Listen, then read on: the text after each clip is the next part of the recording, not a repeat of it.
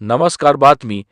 प्रसिद्ध कवयित्री गुंजनताई पाटील यांनी सामाजिक कार्यकर्ते माननीय विठ्ठल कांगडे सर यांच्या वाढदिवसात सादर केलेली कविता सध्या सोशल मीडियावर प्रचंड व्हायरल होत आहे. अशा अन्वी बातम्या पाहण्यासाठी जनतेचा कर्णधार news channel subscribe, like, share. पुढे व्हिडिओ लाईव्ह पहा. की प्रेम, लव, इश्क, मोहब्बत सारं आता सेम आहे आणि जो करेल ऑर्बिटिंग त्याच्याच हातात गेम आहे. आपली तारीख पक्की करून घे.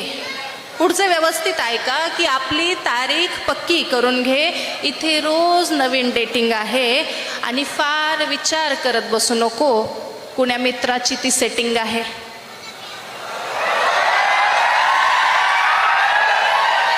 आणि फार विचार करत बसू नको की कुण्या मित्राची ती सेटिंग आहे. मुली अवघड पेपर सोपा करून घेतात. मुली अवघड पेपर सोपा करून घेतात. नॅनोशिपचा जमाना आहे. रिकाम्या जागा लगेच भरल्या जातात.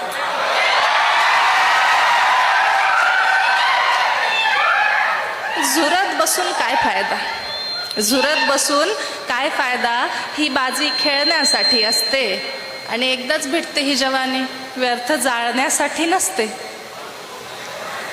पुढचा ऐका की जन्मोजन्मी तू माझा मी तुझी ही सारी दगाबाजी आहे. जन्मोजन्मी तू माझा मी तुझी ही सारी दगाबाजी आहे. बेबी, शोना, माऊ, पिल्लू सारी बायोलॉजी आहे. वेडे होते लैला मजनू, वेडे होते लैला मजनू, वेडे होते कृष्ण आणि राधा. प्रेम बिम काही नसतं, केवळ असतात नर आणि मादा.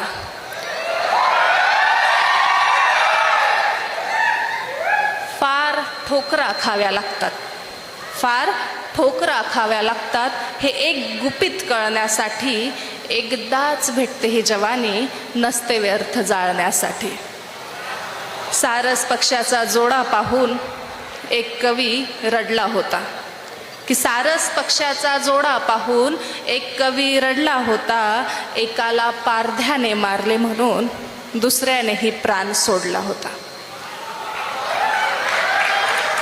वाल्मिकी रामायण कसं लिहिलं गेलं याची कथा जर तुम्हाला माहीत असेल तर वाल्मिकींनी एक सारस पक्षाच्या जोड्याला बघितलं होतं, ज्यातला एक पक्षी मारला गेला होता आणि म्हणून दुसऱ्याने डोकं आपटून स्वतःचा जीव दिला होता. आणि तेव्हा पहिली कविता जन्माला आली होती.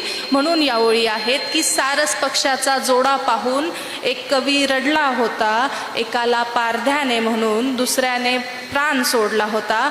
खऱ्या प्रेमात जिगर लागतो, खऱ्या प्रेमात जिगर लागतो. एकावरच आयुष्य उधळण्यासाठी.